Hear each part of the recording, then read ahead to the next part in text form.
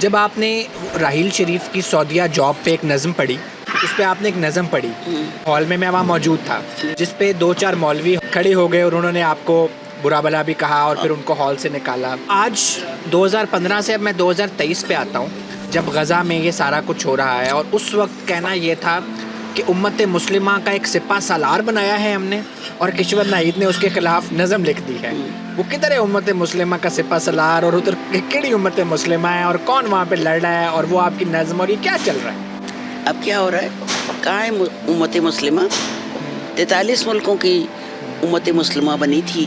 وہ کہتے ہیں اس لیے نہیں بنی تھی کہ کوئی خود بخود لڑا ہو تو اس سے روکیں، تو پھر پہلے یہ لڑائی شروع کرائیں گے اور پھر کہیں جائیں گے.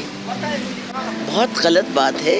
مشکل یہ ہے، جرنلسٹ بھی اور ادیب بھی سچ بولنے سے کتراتے ہیں، کیونکہ سچ بول کے کیا ہوتا ہے، آدھے ہمارے صحافی مارے گئے، لوگوں کو اٹھا لیا گیا، لاپتہ کر دیا گیا.